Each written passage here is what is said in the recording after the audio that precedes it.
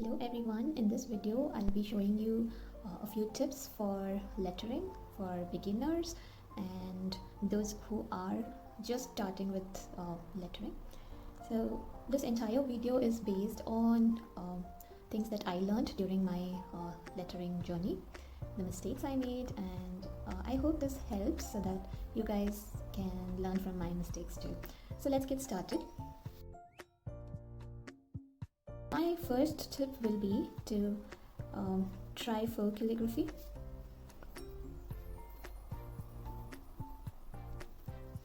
And why I have this as my first tip is because when you start for calligraphy, you start understanding where the thick strokes have to come and where is it thin, and you will this is really important when it comes to brush lettering, because it's important to know where the pen goes up, it has to be a thin stroke, and when it goes down. So entire basics is covered in full calligraphy. This is just a tip, you do not have to start with this, but yeah, it will be easier for you if you know where the thick and thin strokes go. So that is why I have this as my number one tip.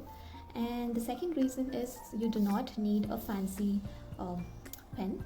You can use pencils, you can use whatever you have currently, and yeah, there's no investment at all. If you like this style, and you can always stick to this, but also if you're moving to brush lettering, you need brush pens.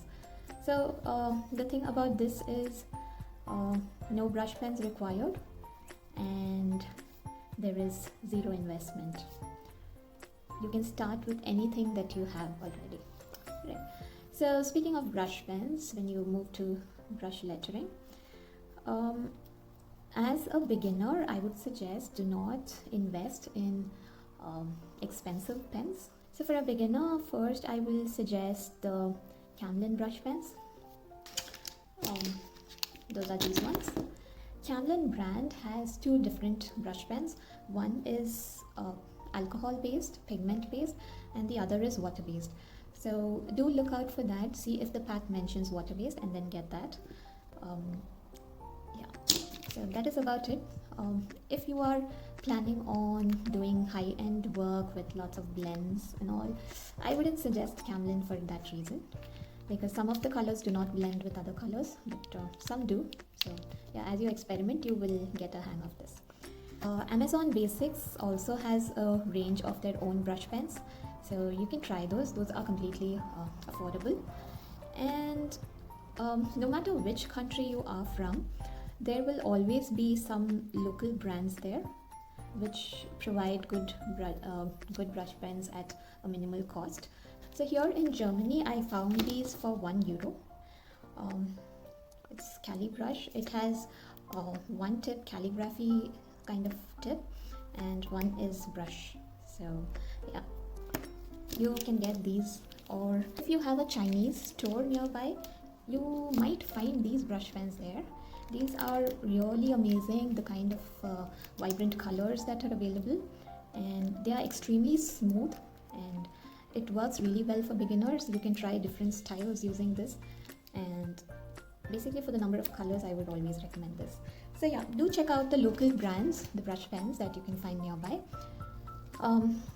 Even the art stores, they will have artist quality, and there will be beginners quality too. So go for that. See, explore the local brands near your place, and once you are getting better, once you start getting better and you want to move to an advanced level, the first pen I would suggest is a koi brush pen. So there are a wide range of these pens. I love the colors they have, the options they have. Suppose you're a beginner and you're willing to invest, you can go for these pens too. So I learned brush lettering using these pens and Camlin pens. So they're really good, and yeah, they are good with blends also. They do mix well, and these are water based. So my next option will be to go for Tombow pens. So Tombos, the good thing is they are not flexible. if you see Camlin, it's flexible and you might have some trouble lettering with it, but I don't want you to give up that you're not good at it. Basically, if you have a little stiff nib, the brush nib, you will have more control on your letters than using flexible ones. So yeah, there are Tombow has a wide range of brush pens, but yes, they come in an expensive range, and so does current markers too. They are a bit expensive, but once you get better, I would also suggest you to start investing in good quality pens. So yeah, current markers, they have a huge variety of colors again, and they have the inks inside, so when you start lettering, it's really juicy and very intense. There are ecoline pens, which give a watercolor effect to your letters. I do not go for that style, so I want the color intensity to be same throughout the letter. That's why I go with Currents and Tombows. But Ecoline, it has a watercolor effect where it is a little darker on the top, and as you go down, it gets a little less intense. So yeah, if you like that style, yeah, go for this too. Again, even this falls in a expensive range, but as a beginner, I would suggest not to invest too much on brush pens. Yeah, you can go with Amazon Basics, local brands. If you are sure you will not be trying some blending and mixing colors, Camlin is good. Otherwise, go for koi brush pens. So instead of investing on brush pens, my suggestion will be to invest on the paper that you're going to use for your letters. So yeah, first thing will be to use a tracing paper. I will suggest this because all the brush pens that you have are made of nylon fibers, and they are really minute, tender fibers which stick together and form this brush tip. But if you use these on any paper, like even the normal printer paper, it tends to fray. The fibers start coming out, and if that starts happening, you're actually ruining your brush pen. So even if you use printer paper, it might tend to damage your pens. So always go for a tracing paper when you practice, or butter paper. My next option will be to practice on printer paper. So normally when you print out worksheets and you practice on those, this is fine. It doesn't harm your brush pens much, so you can go for that. You can, if you are willing to invest, again, go for Rhodia pads or Canson marker paper. So these are other options if you're willing to invest, but as a beginner, this should do.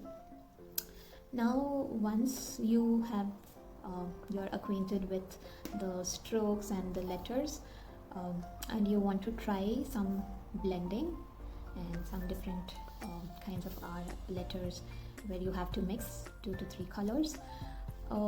When it comes to blending, always go for a watercolor paper. Now there is a huge variety when it comes to watercolor papers, and you will definitely be confused on where to go, which brand to go. As a beginner, I would suggest to stick to 180 GSM to 200. Do not worry about these terms. Just check if your watercolor, whatever product you're buying, watercolor paper, if they mention this range, you're good to go. And also if it is hot pressed. Basically, hot pressed watercolor paper has a smooth finish, and cold pressed will be extremely rough. So usually for lettering, we would try to go for hot pressed if you're using your pens on the paper. But if you take the ink separately and use it and with a paintbrush, if you're doing it, you can go for cold pressed. But I will highly suggest you to go for a hot pressed one. And suppose you are going to do work with some galaxy background or some landscape background and letter on that. In that case, the entire paper will need you'll be drenching it completely with water. So in such cases, go for the 300 GSM if you are going to work with a lot of paper. So when there's a lot of water involved, go for 300 GSM paper. Now, on which brand of watercolor paper to pick? As a beginner, I would suggest you to check out local brands first. First is the local brands. Do not go for expensive watercolor paper. Do not invest way too much, because the branded watercolor papers are expensive. But yes, once you get better at lettering, you can go to the branded one. I would go for branded watercolor paper when I have some client work or if I am making a gift for someone. But my first choice for practice or for just for Instagram posts, I would go for local brands.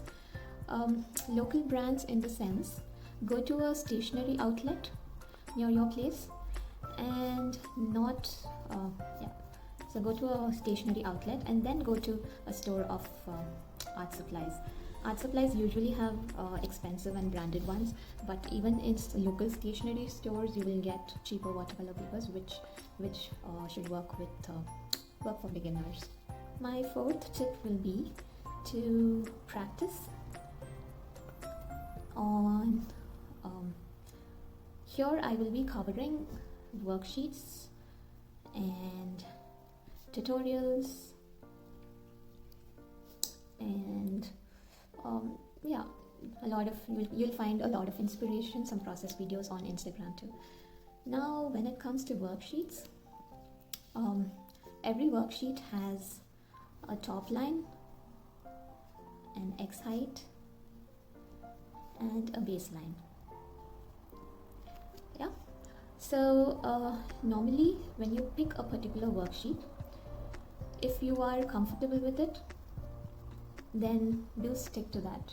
And suppose you are not, if you feel you are not doing well in that, and if you feel it's not working out for you, go for notebooks which have grid lines, or there are a couple of 4-line notebooks on which you can practice.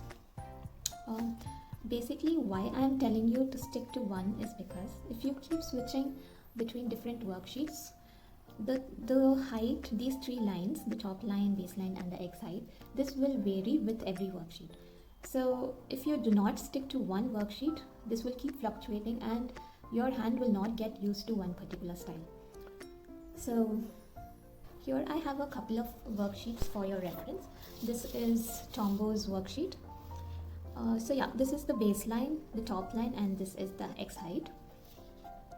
Similarly, there is one more worksheet where if you see, the size varies drastically. This is the baseline, this is the top line, this is the X height. So this is for smaller letters. So based on the worksheet, your lettering style will also change. So my tip is over here. So my tip is to take a couple of printouts of different variations in the letters, the lines. So this one, a grid paper, or if you want your letters to have an italic style, you can go with these kind of papers. This one too, which is not so slanted but a little, this is normally used for script style or calligraphy with a pointed pen. But yeah, you are free to use it for the style you can go with. Again, this is the same style. The thing about this is, why I am showing you different papers is because you can try, experiment. You can have this as the baseline, this as the top line, this as your X height, and try your letters on these. So it's not that you have to stick to a worksheet. Again, this worksheet is huge. To be honest, I personally find it hard to hold consistent pressure from top to bottom. Rather, I am comfortable with this height, so I stick to this height, and this worksheet will not help me in such cases. So so if you're using one of these papers, have a printer sheet on top of it. You can see the lines through this and start practicing lettering. See which height works for you, which X height works for you, and start practicing in those. It's not necessary to have to have worksheets, you can start practicing just with the help of few grid lines. So yeah, once you find the right height and the baseline top line distance which is comfortable with you, then start your practice with the basic drills and all the alphabets.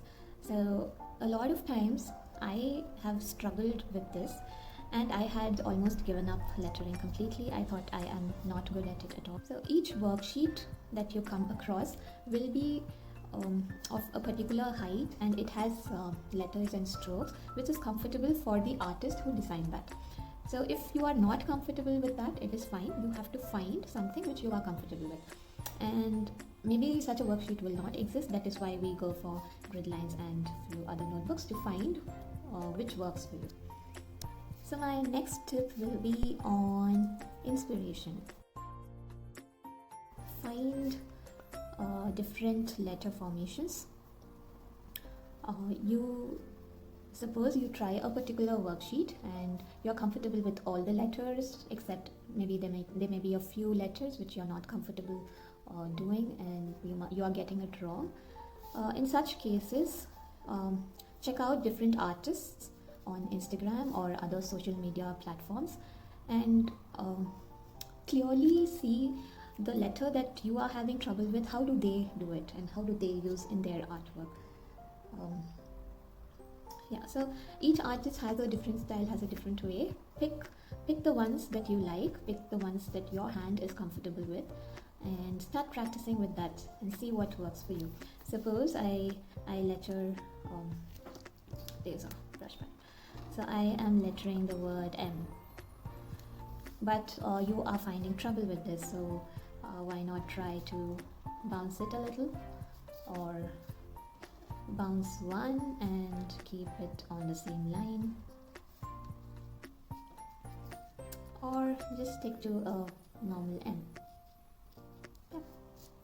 So there are different ways of writing each letter, so I would suggest you have a look at other artists, how do they do it. Check out different worksheets and see how these letters are taken care, and you should be good to go with that.